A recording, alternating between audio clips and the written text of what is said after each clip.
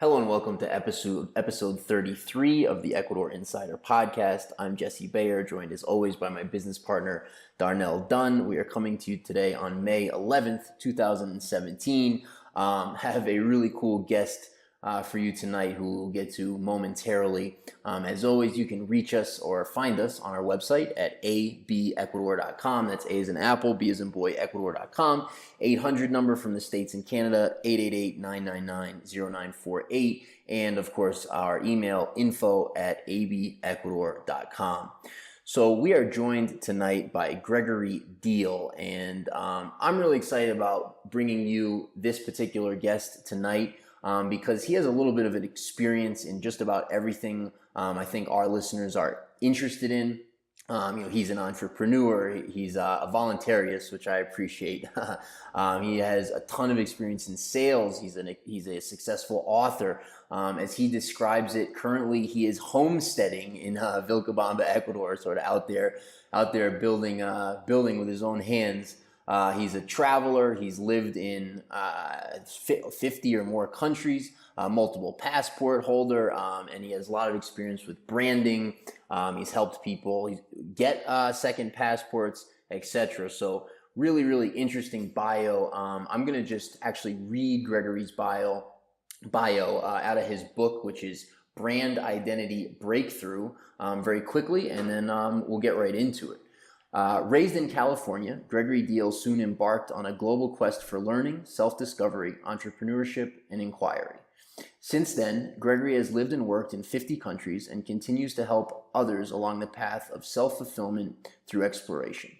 Gregory's books, Brand Identity Breakthrough and Travel as Transformation, are Amazon bestsellers. His podcast, Uncomfortable Conversations with Gregory, taps into the core of self. As an educational sales consultant, he helps entrepreneurs prepare complex value messages across many mediums. He is the co-founder of Identity Publications. In his free time, Gregory kidnaps felines from the streets around the world. Also, interestingly enough, Gregory's company published the book of Olivier Wagner, who we had on the show recently, the book called U.S. Taxes for Worldly Americans. So interesting synchronicity there. Gregory, without further ado, thanks for joining us tonight. And how are you? I'm doing great. It's a wonderful evening here in Vilcabamba where the weather is perfect and I get to breathe clean air every day. And Darnell, what's life like in Cuenca? You have a full stomach. I screwed you guys by pushing back the time of the podcast. Thank you for bearing with me there, guys. What's good, Darnell? Well, my stomach is still empty because the sandwich shop that I was going to closed early, but that's neither here nor there. I'm a big boy. I'll pull my pants up and get it done. No, everything's good over here in Cuenca, and I'm just wanted to thank Gregory for joining us on the show tonight. Awesome. So, I mean, there's a lot of different places that we could start, obviously. I think maybe before we get into some of your background, it might just be interesting for people to hear, as somebody who currently resides in Vilcabamba, a place that a lot of people are interested in who are looking at Ecuador, and someone who's seen so much of the world. It might be interesting for people to hear, what brought you ultimately to Vilcabamba and why you've decided it's a place that you can actually settle down for a bit. Well, it's a weird story that is almost like a fairy tale. I started traveling when I was 18, just right out of high school, where I grew up in San Diego and was pretty miserable, more bored than anything, because I was very hungry for new experiences that I learned as quickly as possible I could not get in the comforts of California. So the first trip I ever took was to Costa Rica as soon as I got out of school. Stayed there for almost a year. I felt this new kind of invigoration for wanting to discover everything that could exist in the world once I had this new perspective. And then I went back to California, got pretty miserable being back in that bubble of familiarity, and just became obsessed with going to as many new places as possible and really trying to understand how the world worked. And one of the very next places I went to, this was like 8 or 9 years ago, was Vilcabamba, Ecuador, which I originally read about on Mike Adams' blog, the health ranger who used to live down here, but I guess left some years ago for reasons unknown. And I actually really liked the place. I hadn't seen that many places in the world yet at this point. I was really young. I was in my early 20s. But I felt very comfortable here immediately. Just the proximity to nature, the unique blend of types of people that come here from all over the world, and just it felt very raw and natural, and like I was just free to live my own life, which was my primary concern at that point in my life, and is still one of my primary concerns to this day. And I had a small amount of inheritance at the time. I ended up buying some land here, which is where I'm calling you from now. And immediately after that, I then realized, well, I can't settle down now. I've barely seen what the world is capable of, what exists out there. I've only seen Central and a little bit of South America. There's a whole other world out there, and that can be summarized as the last 10 years of going from country to country across every continent, sometimes staying for only a couple of days, sometimes staying for several months at a time. And now I've been to, I think, exactly 50 countries. I think Chile was country number 50 for me, which I hit before returning here to Vilcabamba to actually start homesteading, building on my land, and putting down some roots here. Interesting. So it's been a better part of a decade since you've sort of lived somewhere full time? Well, full-time is hard to describe for somebody who moves around a lot, and I think a lot of the terms that we use to describe people's lifestyles no longer really apply, just like a traditional concept of employment or even traditional entrepreneurship doesn't necessarily apply anymore. Like, I don't know how many hours a week I work because the lines really blur for me. I work on what I feel like working on when I feel like working on it, so it's always different. Very nice. And you know, that's a sense of freedom, certainly economic freedom, perhaps geographical freedom as well, that a lot of people yearn for. I mean, you know, as you described it, the ability to work on what you want to work on when you want to work on it is, you know, something that everybody wants, I think, and, you know, it's kind of exceptional because not that many have achieved. How have you managed to achieve that? I first got really good at convincing strangers to give me money. That was a pretty important part of it, which I had since learned was called sales. I didn't know that at first, but even when I was a teenager, I used to go out onto the streets of San Diego and play my acoustic guitar for tips. And I would see already patterns in like what songs I would play at what time of day, and what kind of clothing I was wearing, and what kind of personality I displayed that would optimize the amount of tips that people would give me. And so I learned there's a subtle psychology to getting people comfortable and excited and eager to give you money or to buy a product or a service. I went into education for a while. I did the English as a foreign language teaching thing for a couple of years that a lot of people do to make money while they travel. But even with that, I got bored real quickly. I taught in schools in first Thailand, which is the kind of place most people do it. Then I did Iraq and Italy, each time always trying to look for, you know, what's the next big experience I can have, and learning about how education was done in each of these very different cultures taught me a lot about how society works, and most importantly, how to communicate to people, how to get important ideas out to people, which is obviously applicable in the world of sales and marketing. And that's why my first book was a book about branding, because I got really good at helping people send a specific kind of message. Yeah. You know, speaking of that, Gregory, you know, a lot of people that we contact and a lot of people who are tuning into the podcast tonight are really interested in starting businesses here in Ecuador. You know, in your business, what are some common pitfalls that your clients run into in terms of starting business, you know, in a foreign country? And, you know, what's some of the advice that you give them to help avert those kinds of pitfalls? Well, it sort of depends what you mean by starting a country and by starting a company, not starting a country, though I do know one guy who is literally starting a country. His name is Vít Jedlička, and he's trying to start Liberland, the micronation in Eastern Europe. Starting a company and in a foreign country that can mean different things. Because if you're familiar with what is called flag theory, a lot of people will register their company in a country where they're not actually operating the company, because there are certain tax and legal benefits that can come with that depending on how you structure it. And registering a company, as far as I'm concerned, doesn't count as actually starting a business. That's just making it official, right? Just putting it on the books somewhere. To me, a business is a systematic exchange of value. If you are exchanging value in any kind of systematized way, you are an entrepreneur and you have a business, even if you don't think of it that way. Or if you do your business online, it hardly matters what country you're in, right? Except when you need to coordinate things like time zones and language barriers and having a decent enough internet connection to get on a Skype call with someone.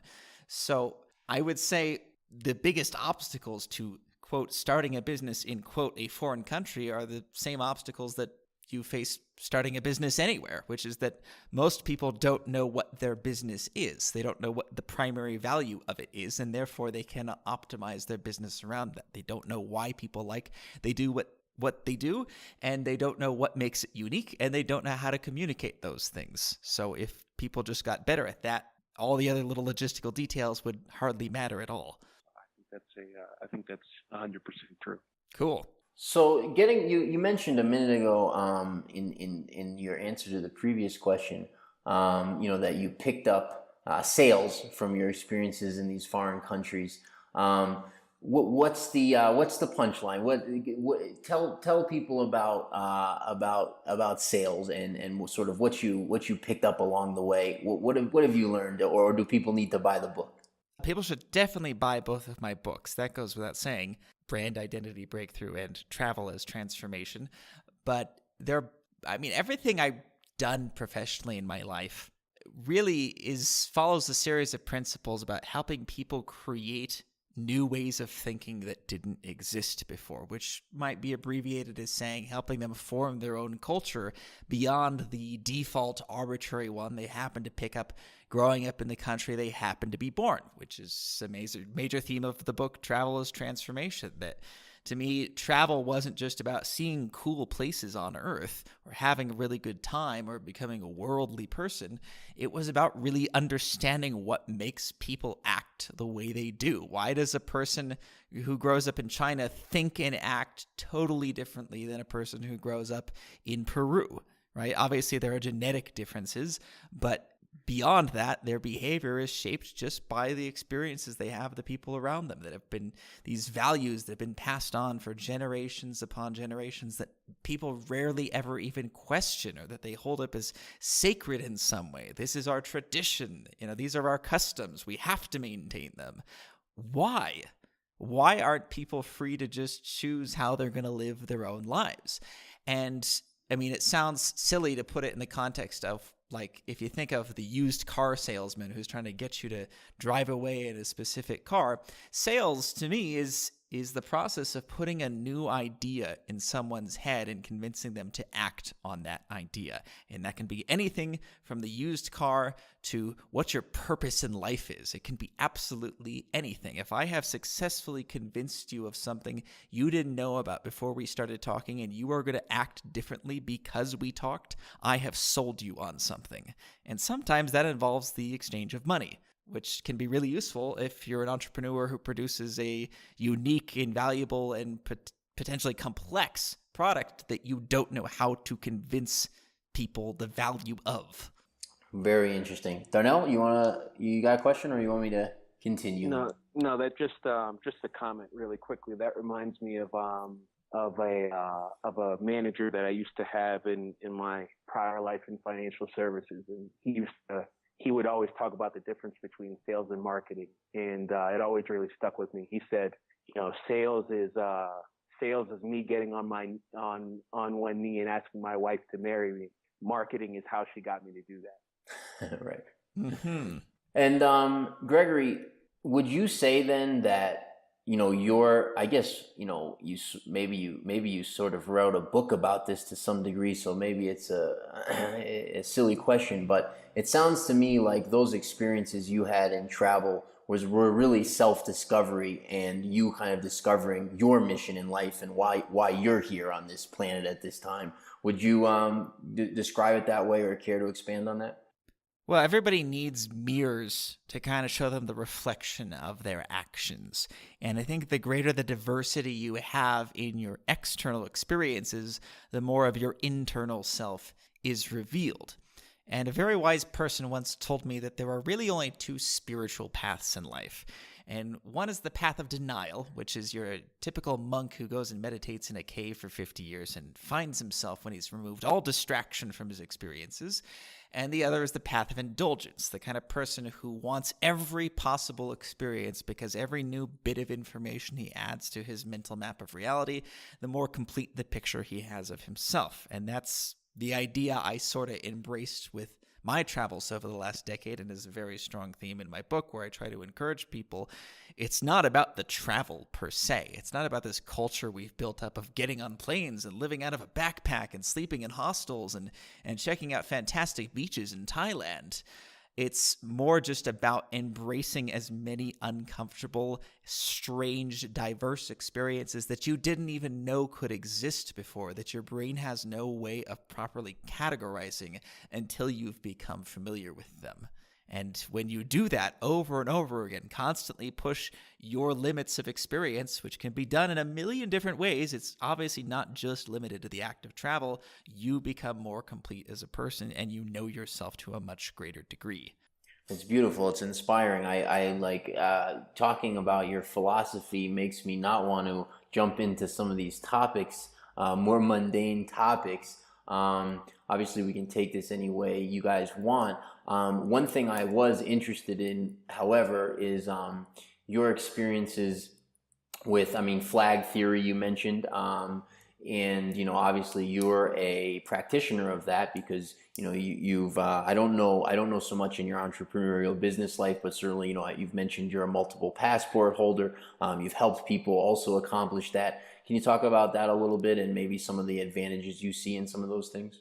Yeah, absolutely. Well, it's all very connected for me because to me, something like getting multiple passports and establishing a lifestyle in many different parts of the world is just another way of expanding your identity. Passports just happen to be one of the primary ways we have an official identity on this planet. I was originally American, and so by default, my allegiance is to this collective group identity called the United States of America, which has its advantages and also a lot of disadvantages. If you have multiple passports, you have the benefits of choice. You get to choose how you want to be perceived in the world. You get different travel benefits, obviously different visa-free entrances to different countries, and people treat you differently. And if one of the countries you're ever allegiant to becomes too much of a burden for you, like if the United States decides to go to war with anyone anytime soon, I might not want to be American anymore. And then I have the choice of the other countries I've aligned myself with. And I'm currently working on my fourth passport now. I have the United States, Armenia, which I got through descent because my grandmother was Armenian. I have Georgia, the country, not the state, just above Armenia and below Russia. And the next one I'm working on is Peru, which I'm particularly excited about because I want to spend a lot of time in South America. So it makes sense for me to have a South American citizenship. It makes my life here easier and just gives me that many more options for the kind of life I want to live. And, you made an interesting comment to me when we saw each other briefly recently. You mentioned there's really some disadvantages to getting a passport in a place that you live. In other words, becoming a citizen where you actually live. Can you expound on that a little bit? Well, there can be. And the idea behind the concept of flag theory is that by spreading yourself out, you tend to get a lot more advantages in life. It could be something as simple as taxes, because you mentioned Olivier Wagner's book, U.S. Taxes for Worldly Americans, which he and I worked closely on to create and publish and market that book. And it's all about this concept that American expats should be familiar with, although a lot of them don't seem to be, that as an American, you are taxed on your worldwide income just by being an American citizen. If you left the U.S. decades ago and haven't set foot, haven't earned a dollar there, have no real logistical ties to the United States except you still hold the passport, you are supposed to pay a significant amount of your money in taxes back to the country that you were born in, which a lot of people would realistically consider quite weird and strange and unfair. And so his book is all about, how do you legally minimize your taxes as an American who lives in another country? And the same can be true with a lot of other countries, specific laws they have that apply to, depending on if you actually live in the country or not. If you're a tourist in a country, you're a lot less liable for certain things, particularly if you like spending time in countries where maybe things can be a little bit corrupt. Like you might have more of a chance of getting sued or going to jail in specific circumstances if you are a resident or a citizen of that country where something unfortunate happened to happen to you. But if you're a tourist, it's more likely you just get deported or something. And so there are certain little safety nets that are built into being a tourist in a place and not having all your eggs in one basket. Now, I happen to love the countries Armenia and Georgia. They're two of my favorite countries, and I'd like to spend several months there at a time throughout my life, if not eventually even live there for long periods of time or own property there. But I don't want it to be my only choice. I want to know that I'm free to move about the world wherever my heart takes me, wherever I see an opportunity to be. But in general, I think people need to not be so invested in the idea of having everything be tied to one part of the world or one country, even if that country happens to be in an advantageous position right here and right now. It doesn't necessarily mean that it always will be. And now, Gregory, what inspired you to plant flags in the 4 countries, or the 3 countries? We'll subtract the U.S. from there since you were born there. Obviously, you're in the process of doing that in Peru and Georgia and Armenia. Could you expand upon that a little bit? Well, most of it was because I could. It can be difficult to get a second passport, difficult and or expensive and or time consuming.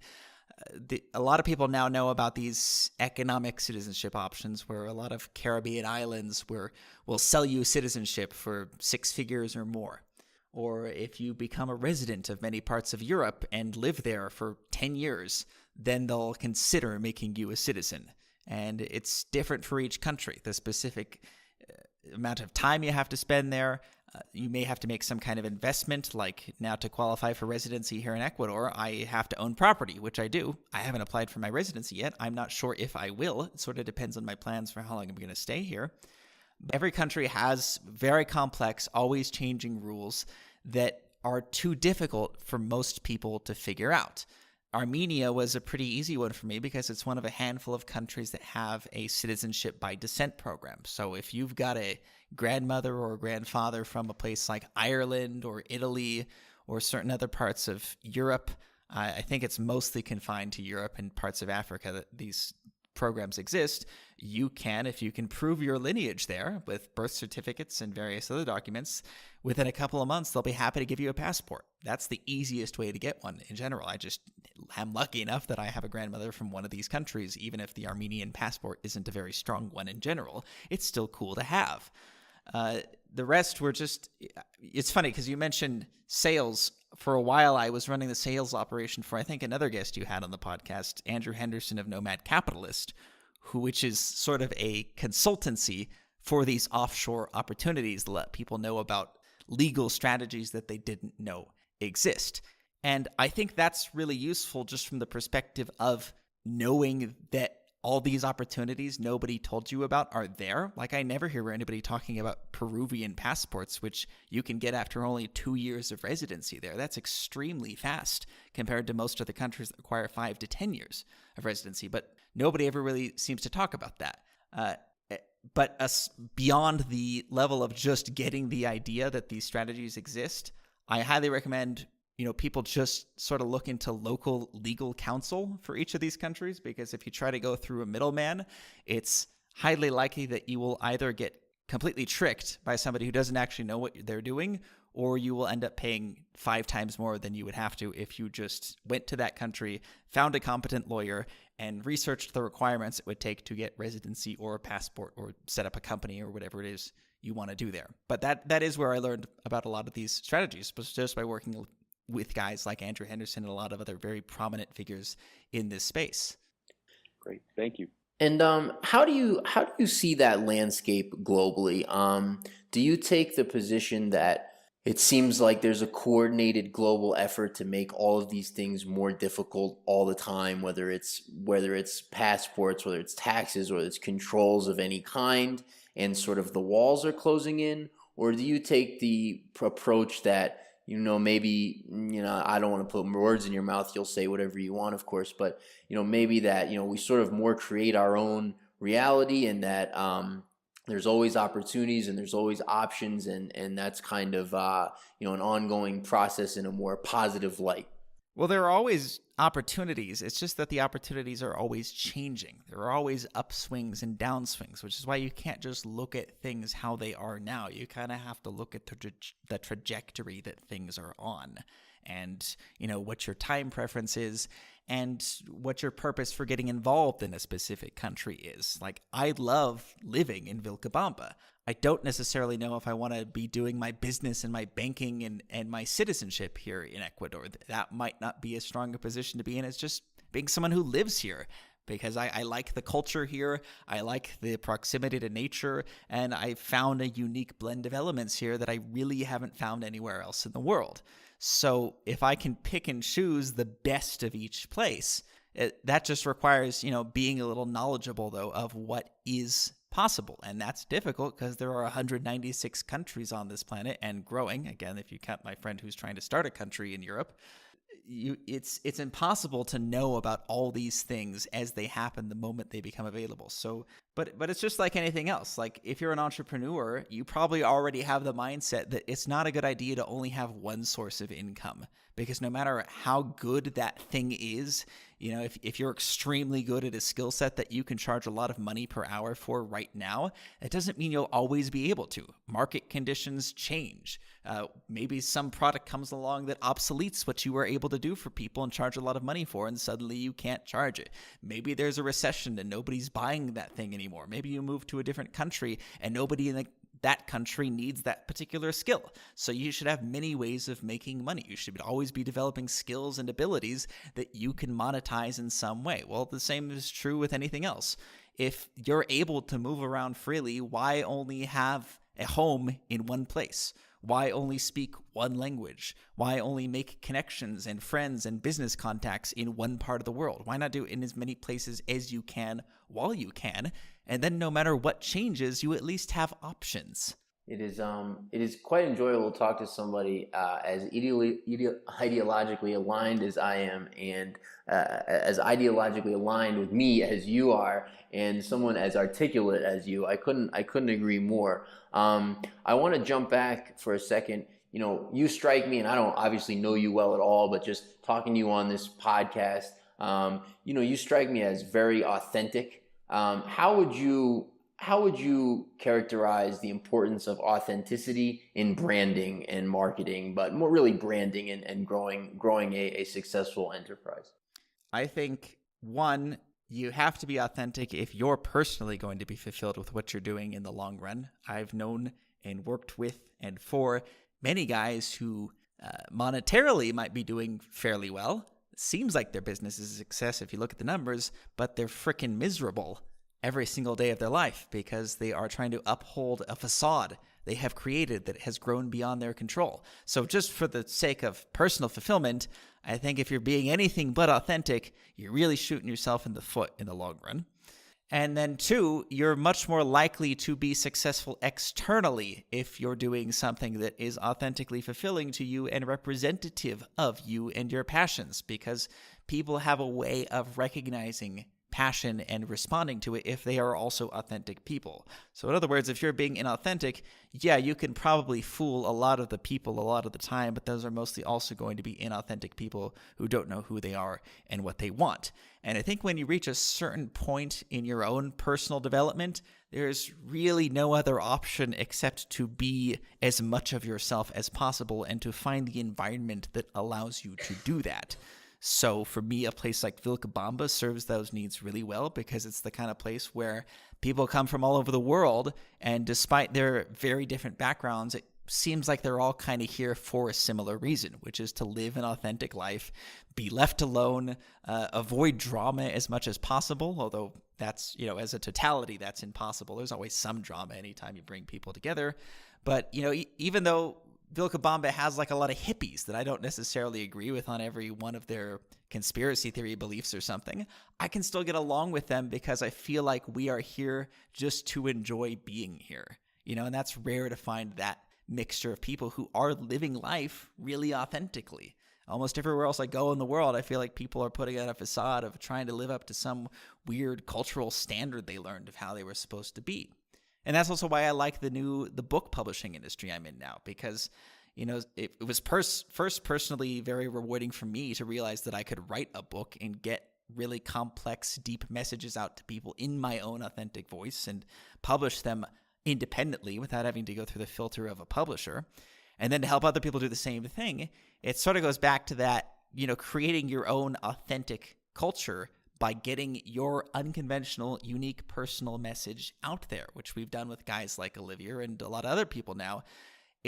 We're living in a rapidly changing world where that's much easier now than I think it ever has been before, where you sort of just had to fit in and go with the flow, or you were screwed because you would be ostracized from society. Now we're all creating our own societies as we go. Yeah, it's interesting too. I mean, the internet has changed the game so dramatically. I think that really goes a long way to what you're talking about now. I mean, the options now are just limitless. I mean, if we were living, even 20 years ago, the cost of entry, the barriers to entry to doing something were just so incredibly much higher than they are now with the ability to information essentially is free at this point in the world. You can just access it via, your fingertips, and then, launching, marketing, advertising, all of it. You now can, you can do a lot of that free through social media and all this sort of stuff. So it's just such a game changer. And then you get into things like cryptocurrencies and just all the sort of stuff that the internet has allowed. It's such an interesting juxtaposition too, because the internet is allowed for so much freedom in so many ways, and the rate of change, sort of the rate of evolution is not the word I'm looking for, but the amount of new creation that's taking place is so interestingly just juxtaposed to the sort of control systems and mechanisms that seem to be, getting stronger and stronger by the day as well. And then on the other side, you've got all these people working to sort of bust those systems with new technologies and new inventions. Just such an interesting time to live in. And yeah, the world is going to keep changing faster and faster, not just because, obviously our computing power grows exponentially every decade or so, right? Stuff like that is easy to quantify and see the trend we're on. But society changes in a very similar way because we're having cross-cultural influences that could not have existed until this point in time with the communication that the internet affords for us, or just how easy it is to get on a plane to the other side of the world, which is why you now have people from other parts of the planet all mixing and mingling together in ways that wouldn't have been very easy before. So if you can imagine that same principle taken up several levels, what is the world going to look like in a generation from now? It's really hard to predict because new changes are happening faster than we ever could have prepared for before. So the only way you can prepare is just to be a very flexible, very open-minded person. Yeah, that's right. I couldn't agree more. And I think we also have more power in that than we think as far as what the world's going to look like in a generation. I think even as individuals, we are just much more powerful. We have much more influence on those things than we realize we do. Well, at a certain point, you got to stop being just the consumer of all this free information and become a producer of information in whatever way is appropriate for you. It could be writing a book. It could be starting a YouTube channel. It could be just whatever your business is. You're creating information with every product or service you offer. And eventually you get really clear on what kind of information, what kind of message it is you want to be sending, because you're very authentic and you know who you are and you know what you want. Hey, Gregory, could you talk a little bit about your own experience coming to that point of being a consumer of that kind of information to becoming a producer of it, and how, traveling, visiting 50 countries has impacted you, or, what role that's played in that process for you? Yeah, well, I think the longer you've been alive, the more you should have something of value to say. Not just of value, but of unique value. because the more life experience you have, the less likely it is that somebody else has lived the exact same life that you have. Now, I took a very aggressive approach to this, trying to cram as much life experience as I could once I reached adulthood. But no matter what specific life you have lived, you have developed skills. You have had, interesting experiences. You have met people. You have a unique perspective on something, even if it's a very familiar thing. And if you can figure out what that is unique or uncommon or just slightly personal to you about your perspective on things, and other people would have a reason to find that perspective valuable, you should start talking about that thing. You should be confident enough to say, well, here's what I've figured out so far. Here's my perspective based off of the unique experiences I've had, and I bet there's somebody out there who would benefit from this information.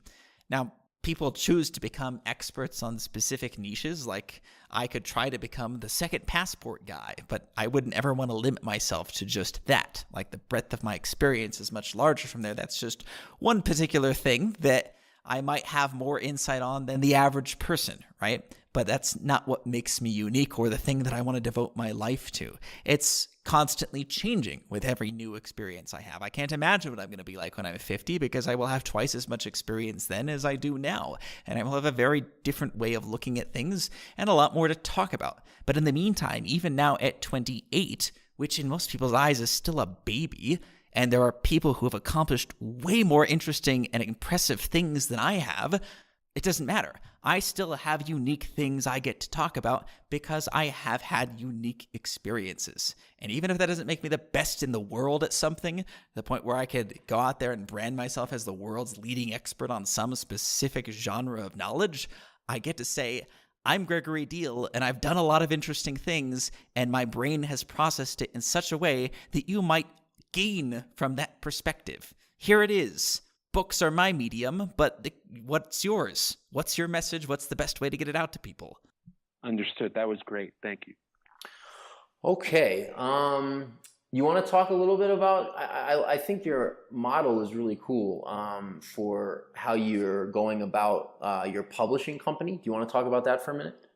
Yeah, Identity Publications was inspired. I mean, first it was my books that just sort of came about as an accident. I was actually approached by a woman who promised to be able to help me write my branding book and ended up stealing about $5,000 of my money. And at that point, I kind of had to decide, well, I think I could figure this out on my own, actually. I think I could figure out how to both write a good book and publish it and make it relatively successful just through channels like Amazon. And that's partially because I have a background in sales. So I understand, I'm far from some internet marketing guru, but I'm pretty good at getting people to see the value behind things and convincing them to spend a fair amount of money on things. So that was the approach I took with it. How do I create a product that is uniquely valuable and then convince people that it's worth the $10 or $20 they might spend on a book? And that worked pretty well. And so I repeated it again with my travel book. I'm also now working on a third book, which is geared towards unconventional personal development for intelligent young people, for lack of a better phrase. I'm still working on the title. And I realized I could do the same thing for other people too, as long as they had something worth saying that had not already been said. So now my partner Anastasia and I, who is visiting Vilcabamba as well, she's been down here for a few months with me. She's the adventurous type as well. We have got it down to a pretty good systematic approach that if somebody's got a message that is worth putting into a book, and it could be that they're an entrepreneur who wants to share their unique approach to something or their perspective on something, or it could just be an individual who's got a really compelling message based off of their life experiences, we now have the skills and the resources to turn that into a book that is not just, somebody's ramblings, but an actual professional quality book that has been edited and proofread and read and checked against market forces over and over again to make sure that people are actually going to respond to this book the way they want it to, and then publish it and get it out in front of the market to the point where it's actually selling a decent amount, earning ongoing revenue, and promoting that person as the author of that book and getting them to the professional position they want to be in. It's like that saying, the book is the new business card. Having written a book on a subject instantly elevates you to a new social status about whatever it is you wrote your book about. When did you launch that company? not too long ago, formally, it was just a few months ago that Olivier was actually his tax book was one of our first experiments to make sure that we could actually do this successfully with someone else's book besides our own. So my first book, Brand Identity Breakthrough, was really just like a year ago, but it's been consistently successful since then, and I've only gotten better at understanding how this whole market mechanism works. And then we started talking to guys like Olivier and saying, it worked for us. We're pretty sure it could work for you too. And now we're working on about 5 different books right now, ranging on subjects from unconventional personal development to aphrodisiac cookbooks to retirement planning for corporate executives, like just people who previously had a lot of this expertise but had no way to really get it out in a viable market mechanism, are very happy with the results so far. Just even if they weren't making money from the book sales, they would be happy just to see their books out there and people buying them and learning the unique thing they wanted them to learn. The fact that they actually get to make money on top of this too, or possibly turn readers into clients of some kind, is a pretty good bonus on top of that. Hey Gregory, did you go to public school? It's purely out of curiosity. Yeah, unfortunately I did. So because and this is just my perspective, of course, but you seem like a really free spirit. You seem like somebody who's really sort of well developed in their own personal life, and it just seems, I don't know, it's such a juxtaposition with school, and it seems like you've done an exceptional job, sort of breaking free of those sort of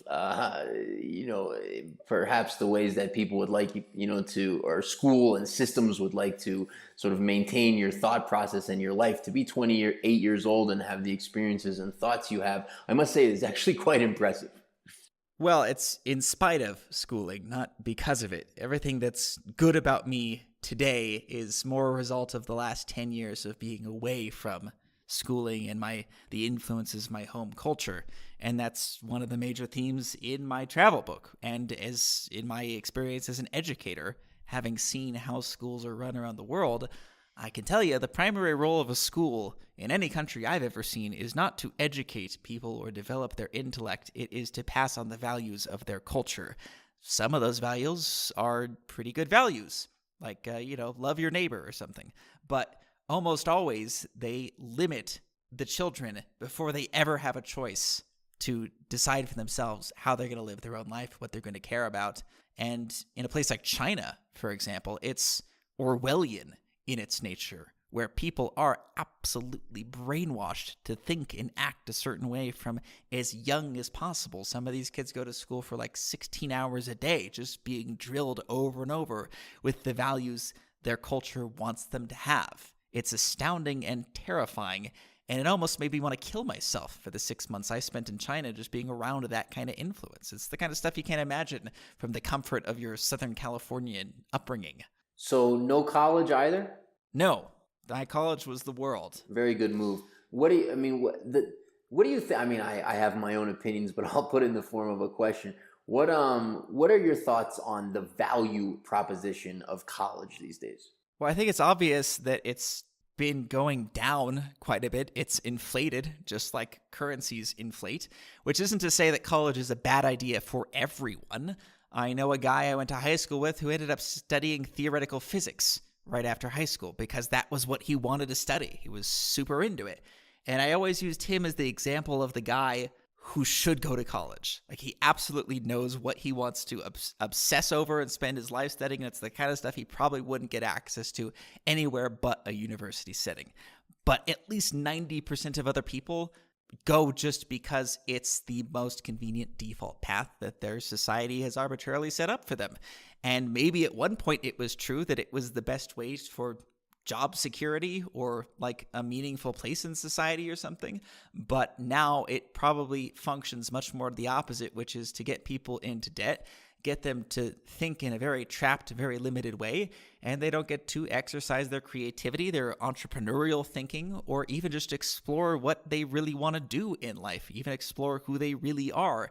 So as a general rule, I would say stay very, very far away from it unless you're one of those people who is the exception and you know you want to do something that is only possible through the university path. Very good. Obviously, we could go on here a lot. Darnell, do you have some last questions before we let Gregory talk a little bit about his stuff? Yeah, well, actually, that's a perfect segue, Jesse. I was going to ask Gregory about his podcast that's called Uncomfortable Conversations with Gregory, and where our listeners can find that. Uncomfortable Conversations with Gregory started as an experiment, which came from the idea that I noticed a lot of people I talked to or met were either very confused by me or, at worst, offended by me. And I think it's because at a certain point of so intensely pursuing my own unique philosophy and way of living, I'd forgotten that most people have one very limited way of thinking about their own life, their own identity, and how things are supposed to work. So a lot of people, when they encounter someone who's doing things that seem to defy conventional categorization, they don't really know how to respond to it. So the response is confusion or just defense. Like, that's not okay.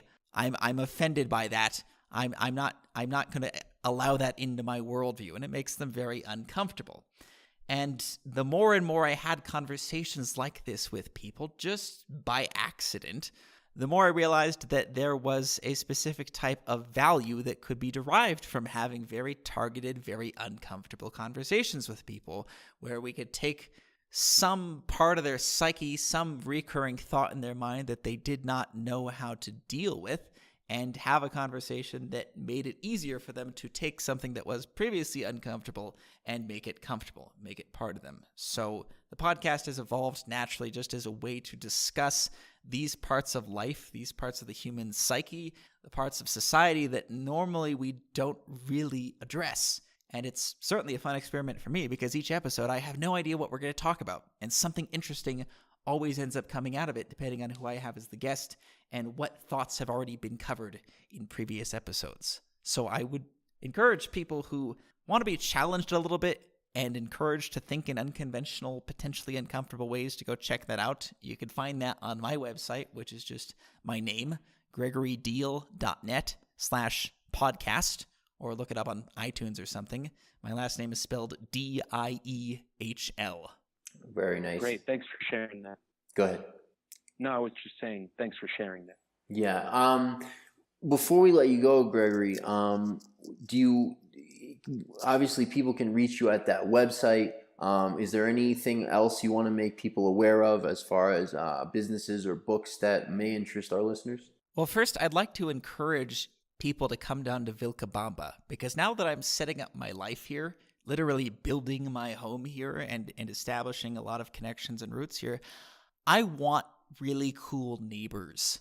I want this to continue to be the kind of place where very self-aware, very laid back and unconventional people come to be themselves. That's the kind of people I want in my physical community here. And it's the perfect kind of environment for that tailor-made community of people.